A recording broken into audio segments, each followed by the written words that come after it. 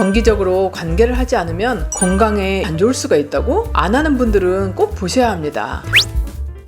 안녕하세요. 제가 이전에 관계를 하면 좋아지는 점들에 대해서 말씀드린 적이 있었는데요. 오늘은 그 반대로 관계를 하지 않으면 나빠지는 것들 9가지에 대해서 이야기해 보려고 합니다. 연구 결과를 바탕으로 근거가 있는 설명을 드리려고 하는데요. 이것이 절대적이지는 않으니 즐겁게 봐주시면 좋을 것 같습니다. 첫 번째로 정서적인 면인데요. 너무 집에서 움직이지도 않고 어떤 활동도 없다면 찌뿌둥한 느낌만 느끼게 되죠. 그러나 성적인 긴장감이 해소되면 스트레스 레벨이 낮아지고 더 이완되는 효과를 볼 수 있어요. 스트레스 수준이 올라가면 고혈압, 염증, 심혈관계에 좋지 않은 영향을 주는데요.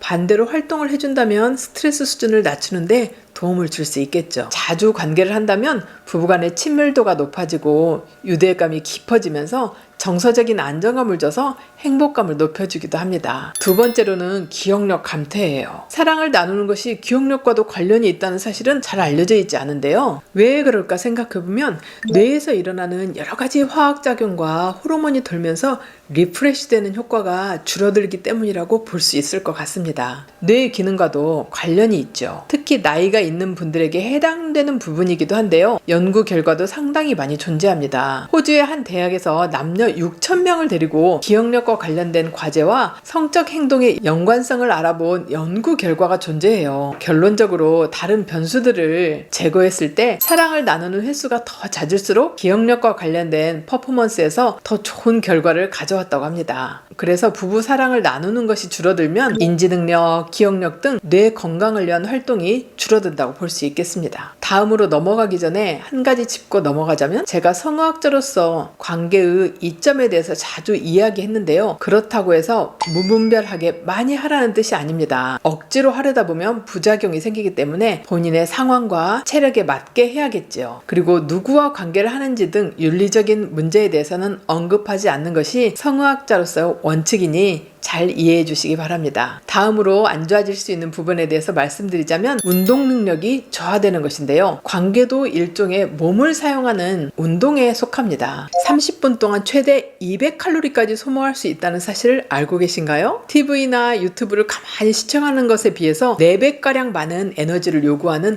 활동적인 행위입니다. 운동과 비슷하게 여러 가지 호르몬이 방출되면서 신체적인 움직임이 더해지기 때문에 이점이 많은데요. 10분 이상이라면 심혈관계 건강에 도움이 되고 행복 호르몬인 세로토닌의 분비량을 늘릴 수 있답니다. 이렇게 뭔가 정신을 함께 사용하는 행위가 줄어들거나 없어진다면 그만큼 운동 능력이 저하될 수밖에 없죠. 그렇다고 해서 무분별하게 무조건 많이 하라는 뜻은 아닙니다.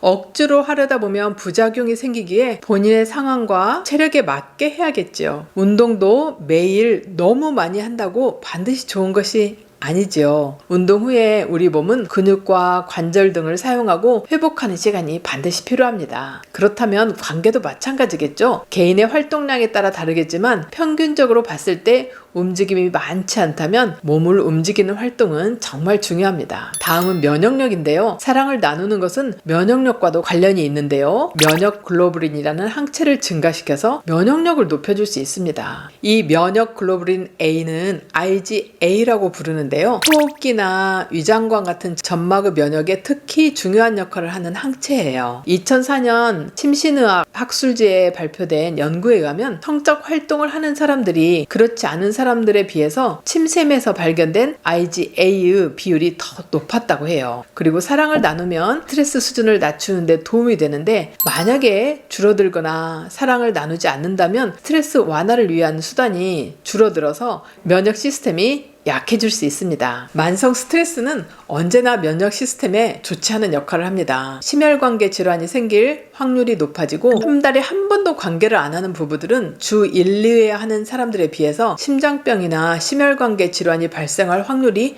높다고 합니다. 이전에 말씀드렸듯 이것도 운동의 일종이고 운동을 하면 혈액순환이 잘 되면서 뇌졸중이나 심장질환을 예방하는 효과가 있어요. 그리고 활발한 관계를 하면 옥시토신, 엔돌핀, 도파민 도파민과 같은 호르몬이 분비되는데 좋은 느낌을 주는 호르몬들이죠. 이런 호르몬들은 심혈관계 건강과 관련성이 높고 또 염증을 줄이고 혈압을 낮추는 등의 효과가 있다고 알려져 있기도 합니다. 그리고 여성 건강에 좋지 않습니다. 정기적으로 사랑을 나누면 하체 쪽으로 피가 잘 순환이 되겠죠. 특히 폐경이 된 여성분들은 정기적으로 관계를 하지 않으면 질, 내부 조직, 그리고 근육이 악화되어서 세균 감염에 취약해질 수 있어요. 뿐만 아니라 골반의 통증, 질건조증이나 위축증, 그리고 하체의 혈액순환과 관련이 깊습니다. 그렇게 폐경 이후에 규칙적으로 상생활을 하지 않는 분들은 이러한 통증이 더 심해지고 또 더 피하게 되면서 질환은 더욱더 안 좋아지는 악순환이 될 수도 있어요. 그렇기 때문에 너무 아프거나 폐경 증상이 생기지 않도록 미리미리 전문의와 상의하에 호르몬 치료를 병행하며 미리 꼭 폐경기를 준비하시기를 권합니다. 또 사랑을 나눌 때 우리 골반을 받치고 있는 골반저근, 아주 중요한 근육인 골반저근이 강화되기 때문에 요실금 방지와 방광 건강에도 도움을 줄 수 있어요. 성관계를 자주 하지 않는 여성분들은 골반저근이 약해서 방광염이나 요실금에 생기기가 쉽습니다. 남성분들에게는 전립선 건강이 악화될 수도 있어요. 물론 안 한다고 해서 전립선에 문제가 생긴다고 이야기하기에는 조금 무리가 있을 수도 있지만 규칙적으로 관계를 했을 때 남성분들의 전립선 건강을 유지하는 데 도움이 될 수 있습니다. 남성이 사정을 하게 되면 전립선의 샘을 플러시아웃, 즉 잘 씻어낼 수 있겠죠. 액체가 나가면서 전립선은 수축하고 가만히 고여있던 전립선 액을 가지고 나갈 수 있습니다. 조금 위험할 수 있는 물질도 함께 가지고 나갈 수 있기 때문에 정기적으로 배출을 해주는 것은 염증을 완화하고 전립선염이 생기는 것도 방지할 수 있겠죠. 여성과 마찬가지로 하체 그리고 골반 부위의 혈액순환이 원활하게 되면서 혈액순환이 더욱더 잘 되겠죠. 이렇게 산소와 영양분을 전립선 조직에 잘 전달하게 되고 전립선 암 예방에 효과가 있다는 연구들이 아주 많습니다. 이들이 발암물질을 가지고 배출되기 때문이죠. 이런 활동이 줄어든다면 전립선염이나 전립선암을 예방할 수 있는 방법들이 줄어들기 때문에 전립선 건강에 그리 좋다고 보기는 어려울 것 같습니다. 또 부부관계가 안 좋아질 수 있습니다. 남성, 여성 모두 서로에게 매력적인 이성으로 보이고 싶은 것은 나이와 상관없이 동일합니다. 정기적인 부부관계는 서로에게 활력을 주고 내가 상대방에게 사랑을 받고 또 매력적이라는 느낌을 주면서 자신감을 향상시켜줍니다. 그러나 이런 신체적인 접촉이 사라지게 되면 스트레스가 쌓이고 성적인 긴장감이 높아지면서 대화가 아닌 다툼이 잦아지게 되고 관계가 점점 나빠지는 악순환이 생길 수 있습니다. 다음으로는 수면 문제인데요. 사랑을 나누는 활동은 스트레스 호르몬인 코티졸과 수면 호르몬인 멜라토닌 분비를 잘 조절해 줄 수 있어요. 정기적으로 이런 활동을 해준다면 호르몬 레벨을 조절해서 수면을 더 잘 취할 수 있도록 도와줄 수 있어요. 그리고 생체 리듬인 수면과 각성 주기에 영향을 주기도 합니다. 성적인 활동은 몸의 수면과 각성 주기를 자연스럽게 돌려놓을 수 있는 효과가 있기 때문에 당연히 제 시간에 잠이 들고